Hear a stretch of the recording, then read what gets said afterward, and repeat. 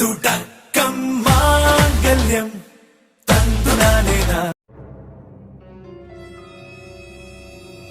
என்னாச்சு நீ ஏதோ பேசணும்னு வர சொன்னீங்க, அமைதியா நின்றுட்டு இருக்கீங்க?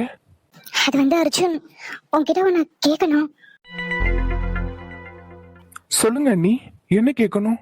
அது எல்லாம் யாழினிய பத்தி தான் கேட்கணும். யாழினியா? அதான் அர்ஜுன், என் தங்கச்சி யாழினிய பத்தி தான் கேட்கணும். சொல்லுங்க நீ. அவ எக்ஸாம் எழுத போயிருந்தா, நீதான் அவளை கூட்டிட்டு போய் விட்டியோ? ஆமா. இல்ல அர்ஜுன், அது நான் எதுக்கு கேக்குறேன்னா, அவ பரீட்சை எழுத போறான்னு உனக்கு தெரியவே தெரியாது, நானும் உன்கிட்ட சொல்லவே இல்லை. நீ எப்படி அவளை பஸ் ஸ்டாண்ட்ல பார்த்த? உனக்கு எப்படி அவ எக்ஸாம் எழுத போற விஷயம்லாம் தெரியும்? அது நீ அன்னைக்கு எக்ஸாம் எழுத போற அன்னைக்கு காலையில தான் கிளம்பிட்டேன். இன்னும் ஒரு 15 to 20 minutesல ரீச் ஆயிடுவேன். அர்ஜுன், கதிர் என்ன கோவிலுக்கு கிளம்பிட்டீங்களா? கிளம்பியாச்சு அர்ஜுன். எனக்கும் வரணும் தான் இருக்கு, ஆனா ரொம்ப முக்கியமான வேலை. என் ஷிஃப்ட்டுக்கு வேற டாக்டர் இல்லை, அதனால்தான். பரவாயில்ல அர்ஜுன், எல்லாத்தையும் விட நம்ம வேலை தான் முக்கியம். அது இல்லை அர்ஜுன், எனக்கு ஒரு ஹெல்ப் பண்ணணும். ஹெல்ப்பா? என்னன்னா சொல்லுங்க. சில மீனாவோட தங்கச்சி இன்னைக்கு நீட் எக்ஸாம் எழுத போறா. அண்ணியோட தங்கச்சியா? ஆமாண்ணே, ஒரு நாள் நான் அந்த பொண்ணை நெட் சென்டர்ல கூட பார்த்தேன். ஏதோ எக்ஸாம்காக பிரிண்ட் அவுட் எடுக்கணும் அப்படின்னு சொல்லிட்டு இருந்தா. இன்னைக்கு எக்ஸாம்க்கு போறாளோ? நான் ஏதாவது ஹெல்ப் பண்ணுமாண்ணே? ஆமா அர்ஜுன், அவளை எக்ஸாம் சென்டருக்கு கூட்டிட்டு போறதுக்கு இப்போ யாரும் இல்லை. நாங்களும் கோவிலுக்கு கிளம்பிட்டோம். ஸோ அந்த பொண்ணு காலையில அந்த பஸ் ஸ்டாண்ட்ல தான் வந்து நிப்பா. யாருன்னு முகம்லாம் தெரியும்ல? அதெல்லாம் தெரியும்ண்ணே, பார்த்துருக்க 2-3 தடவை. அந்த பொண்ணு தான். அவளோட எக்ஸாம் சென்டர் எதுன்னு தெரியல சரியா. எப்படியும் இந்த சரௌண்டட் ஏரியால தான் இருக்கும். நீ அதை என்னன்னு செக் பண்ணி கொண்டு போய் விட்டுட்டு வந்துடுறியா? அந்த பொண்ணுக்கு ஒன்றும் தெரியாது. அவளோட அப்பாவும் இப்போ முடியாம இருக்காரு, கூட்டிட்டு போக யாரும் இல்லாம இருக்காங்க. இந்த டைம்ல நம்ம தானே அர்ஜுன் ஹெல்ப் பண்ணோம். அப்படியாண்ணா? எனக்கும் ஹாஸ்பிட்டலில் கொஞ்சம் அர்ஜென்ட்டாக போக வேண்டியது இருக்கு. சரி பரவாயில்ல, நான் அவளை கொண்டு போய் விட்டுட்டு அதுக்கப்புறம் ஹாஸ்பிட்டல் போய்க்கிறேன். முடிஞ்ச உடனே ரிட்டர்ன் கூட்டிட்டு வந்து விட்டுரு. அப்படிங்களாண்ணா? சரி, அப்போ ஒன்று பண்ணுறேன். மார்னிங் கூட்டிட்டு போய் விட்டுட்டு நான் ஹாஸ்பிட்டல் கிளம்பிடுறேன். மதியம் லஞ்ச் டைம் வரும்போது அந்த பொண்ணு ரிட்டர்ன் கூட்டிட்டு வந்து விட்டு வர்றேன். பார்த்து அர்ஜுன், படிப்பு விஷயம், கரெக்டான சென்டர் எதுன்னு பார்த்து டைமுக்கு கொண்டு போய் விட்டுரு. இதை பத்தி மீனா கிட்ட எதுவும் சொல்லிக்க வேணாம். ஏன் வீட்டுல இருக்கிற யாருக்கும் இந்த விஷயம் தெரிய வேண்டாம். ஓகேண்ணா, நான் பாத்துக்கிறேன். அந்த பொண்ணு நல்லபடியா எக்ஸாம் எழுதி கூட்டிட்டு வந்து விட வேண்டியது என்னோட பொறுப்பு. ரொம்ப தேங்க்ஸ் அர்ஜுன். அவர் இதை பத்தி வீட்டுல யார்கிட்டயும் எதுவும் சொல்லிக்க வேணாம்னு சொன்னாரு, அதனால நானும் யார்கிட்டயும் எதுவும் சொல்லல. நீங்க கேட்டீங்களேன்னு தான் சொன்னேன். எப்படியும் நான் சொல்லலைனாலும் உங்க தங்கச்சி சொல்லிடுவாங்க, ஸோ அதனால தான் சொன்னேன். என்ன இவ இத்தனை நாள் அர்ஜுன் கிட்ட ஒரு பேச்சுவார்த்தை இல்ல, இப்ப என்ன அவங்கிட்ட என்னமோ பேசிட்டு இருக்கா? ஒருவேளை கதிர் போனதும் சிவன் கூட பேசிட்டு இருக்காளோ? ச்சே, கருமம், நினைச்சு பார்த்தாலே அருவருப்பா இருக்கு. கதிர் வீட்டுல இருந்த வரைக்கும் இவ ஒரு நாள் கூட அர்ஜுன் கிட்ட இப்படி தனியா நின்னு பேசினதே இல்ல. சின்னக்கு என்னன்னா, அவன் ஊருக்கு போயிட்டான்னு தெரிஞ்சும் இவன் கிட்ட நின்னு என்ன பேசிட்டு இருக்கா? இத இப்படியே விட்டா சரி வராது.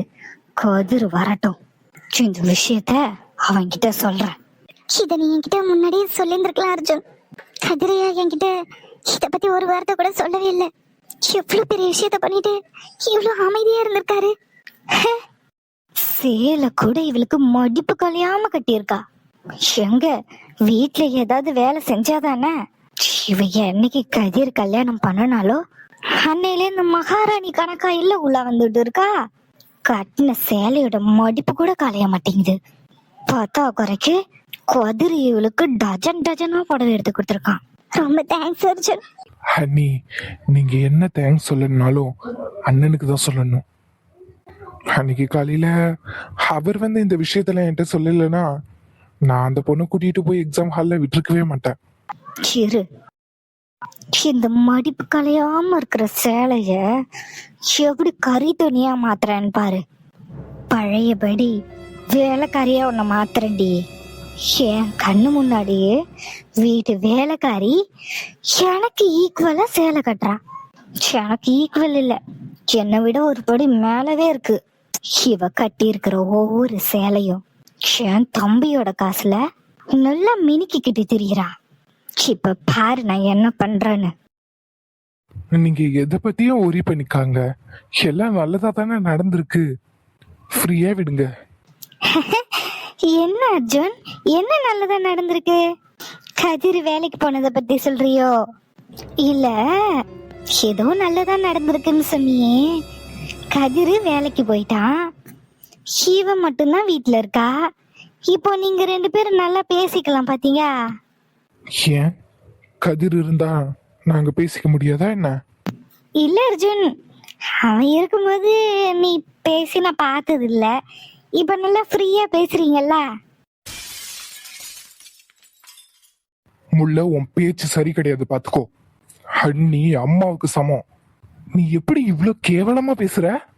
ஏ அர்ஜுன், நான் அப்படியே தான் சொல்லல.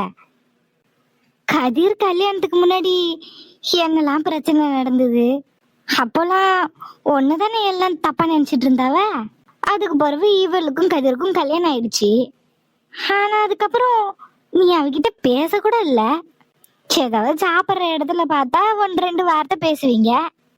இப்ப என்னடா தனியா நின்று பேசிட்டு இருக்கீங்களே, அதான் என்னன்னு கேட்டேன்.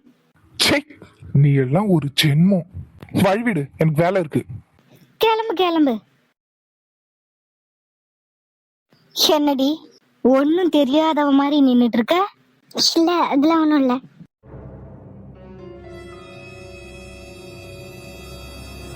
உனக்கு வீட்டுல எந்த வேலையுமே இல்லையா? இப்படியே நல்ல மடிப்பு கலையாம சேலையை கட்டிட்டு இப்படி சுத்தி வந்துட்டு இருக்க?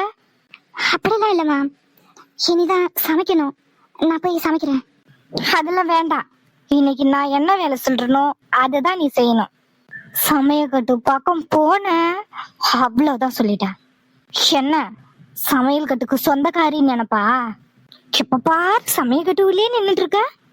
இல்லம்மா, சமைக்கிறதுக்காக தான் சமையக்கட்டுக்கு போறேன்னு. எப்பவும் நான் தானே சமைச்சிட்டு இருக்கேன். இன்னைக்கு ஒரு நாள் நீ சமைக்க தேவையில்ல, உனக்கு சமையல் அறையில இருந்து லீவு. அதுக்கு பதிலா வீட்டு வேலை நிறைய இருக்கு, அதெல்லாம் செய்.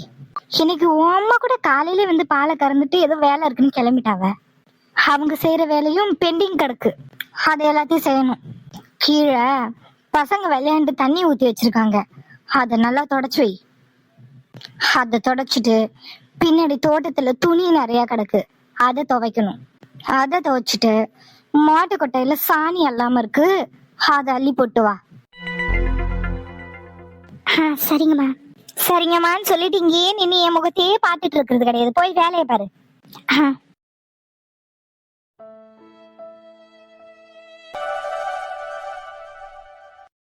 அட அக்கா, நீங்க என்ன இந்த வேலையெல்லாம் செஞ்சுட்டு இருக்கீங்க?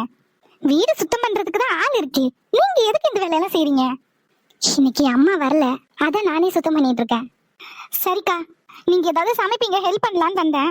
சரி கொடுங்க, நான் துடைக்கிறேன், நீங்க போய் சமைங்க. ஹேய் தியா, நீ எதுக்கு அந்த வேலையெல்லாம் செய்யற? ஆமா தியா, நீ எதுக்கு இந்த வேலையெல்லாம் செய்யணும்? நீ போய் உட்காந்து ரெஸ்ட் எடு, நான் பாத்துக்கிறேன். ஐயோ அதுக்கு இல்லக்கா, இப்போ நீங்க இந்த கிளீன் பண்ணிட்டு அதுக்கப்புறம் வேற போய் சமைக்கணும், உங்களுக்கு தான் வேலை அதிகம். அதான் என்னால முடிஞ்ச ஏதாவது ஹெல்ப் பண்ணலாமேன்னு பாக்குறேன். வீட்டுல நான் சும்மா தானே இருக்கேன். தியா, நீயே இப்பதான் வீட்டுக்கு வந்திருக்க, நீ என்னதுக்கு இந்த வேலையெல்லாம் செஞ்சுக்கிட்டு? நீயும் ஆதி அந்த வீட்டுல இருக்கும்போது எல்லா வேலையும் நீ தானே ஒத்தையில செஞ்சுட்டு இருந்த, இங்க வந்து ரெஸ்ட் எடு, நீ எதுக்கு எல்லா வேலையும் செய்யற? ஐயோ பரவாயில்ல, இதுல என்ன இருக்கு? இவ்வளவு பெரிய வீடை தொடச்சு தூத்து வாரதுக்கே உங்களுக்கு நேரம் கரெக்டா இருக்கும், இதுல எங்க இருந்து நீங்க மத்த வேலையை செய்ய போறிய?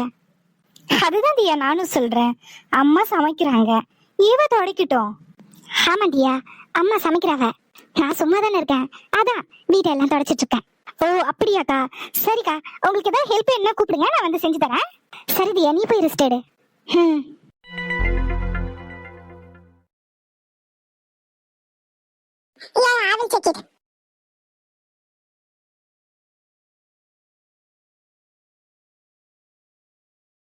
அத்தான் போனதுல இருந்து இவங்க நடவடிக்கையே சரியில்லையே. முல்ல அண்ணி மீனாக்காவை ரொம்ப தான் வேலை வாங்குறாவ. அவியலும் எதுவும் சொல்லாம எல்லா வேலையும் செஞ்சுட்டு இருக்காவ. ஏன் அவியலுக்கு மீனாக்கா மேல அப்படி ஒரு கோவம்? பார்க்கவே பாவமா இருக்கு.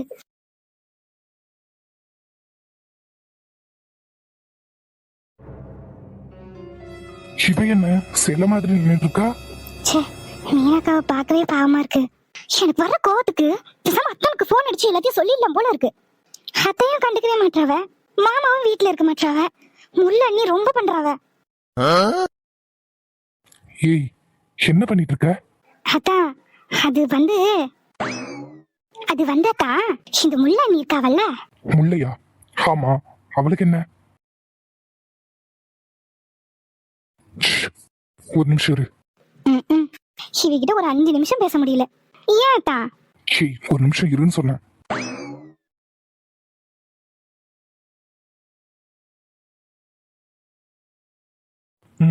என்னமோ சொல்லியே, என்னது? அதுவா, இப்படி 2ஆம் தரமா தான் வாக்கப்படுவேன்னு எனக்கு முன்னமே தெரிஞ்சிருந்தா உங்களுக்கு கல்யாணமே பண்ணிருக்க மாட்டேன். ஏய், என்ன உளர்ற? நான் உணரலையே. எப்ப பாரு இந்த லேப்டாப்பையே கட்டிட்டு அழுங்க. ஒரு 5 நிமிஷம் என்கிட்ட நீங்க சிரிச்சு பேசுறீங்களா? சரி சொல்லு. போங்க, எனக்கு கதை பேசுற மூடே போயிடுச்சு. கதை பேசுற மூடா? என்ன ஏதோ முக்கியமான விஷயம் பேச வர மாதிரி வந்தா இப்ப என்னன்னா கதை பேசுற மூடுன்ற? ஏண்டி, என்ன பார்த்தா எப்படி தெரியுது உனக்கு? வெட்டியா உட்காந்துருக்கிற மாதிரி தெரியுதா? இவன் என்ன வெட்டியா தானே உட்காந்துருக்கா, வந்து கதை பேசிட்டு போலான்னு வந்தியா? இதுல வேற இந்த அம்மா மூட வேற நான் ஸ்பாயில் பண்ணிட்டேனா? ஏதோ முக்கியமான விஷயம் பேச வராலேன்னு என்னன்னு கேட்டா மூட ஸ்பாயில் பண்ணிட்டேனா? சரி கோபப்படாதியா, நான் சொல்ல அந்த விஷயத்த சொல்லிடுறேன். அட கதிர், இந்தியா ஒரு நிமிஷம் இரு. கதிர் கால் பண்றான். நம்ம அவியில பத்தி தான் பேசிட்டு இருந்தோம், அத்தானே கால் பண்ணிட்டாவ. பேசாம எல்லாத்தையும் அத்தான் கிட்ட சொல்லிட வேண்டியதான். ஆதி, கதிர், நல்லபடியா ஆபீஸ் ரீச் ஆயிட்டியா? எந்த பிரச்சனையும் இல்லல்ல? கரெக்டான டைமுக்கு போயிட்டு இல்ல? ஆதி, கரெக்டான டைமுக்கு வந்துட்டேன். அது எந்த பிரச்சனையும் இல்ல. அப்புறம் ஆதி, மீனா இருக்காளா? அக்காவ எப்படி இருக்காவ? நமக்கும் தான் ஒண்ணு வாச்சிருக்கே. அக்கா கிட்ட பேசுறதுக்கு எவ்வளவு ஆசைப்படுறவ. இருங்கத்தா, நான் போய் அக்காவை கூட்டிட்டு வரேன்.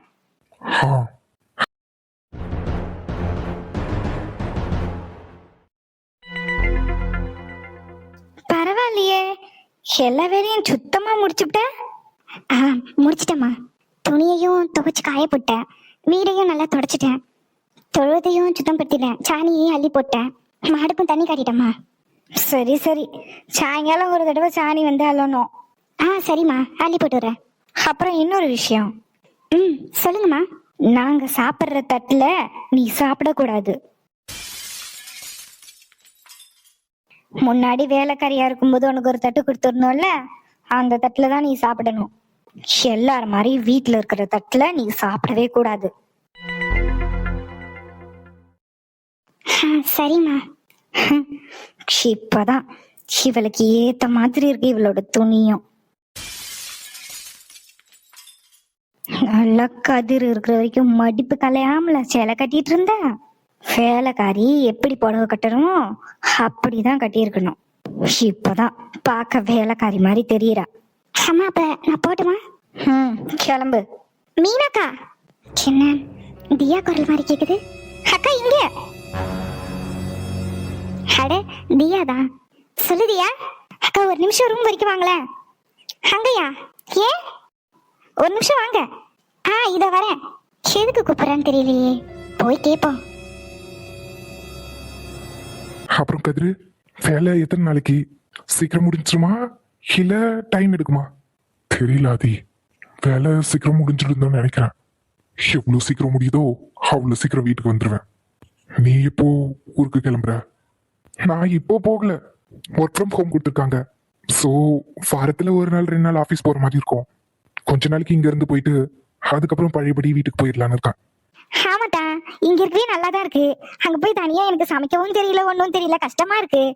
அதான் ஒரு மாசத்துக்காவது இங்க இருந்துட்டு அங்க போகணும்னு கட்டாயம் வந்துச்சுன்னா அதுக்கப்புறம் போய்க்கலான்னு இருக்கோம். அதுவும் நல்லது தான் தியா. மீனாக்காவை கூட்டிருக்கேன், இவ வந்துருவா அவ. சரி தியா. இதுதான் அத்தான் ஆபீஸா? நல்லா இருக்கு. தியா எதுக்கு கூப்பிட்ட? மீனா, ஐயோ, அத்தான் வீடியோ கால்ல இருக்காவ. அக்கா இப்படி வந்து நிக்கிறவ. அக்காவோட இந்த கோலத்தை அத்தான் பார்த்தா என்ன ஆகுறது? கதிர் கேக்குதா தெரியுதா? கதிர் ஐயாவா? ஆதி, அங்க என்ன நடக்குது? கதிரு, என்னாச்சு?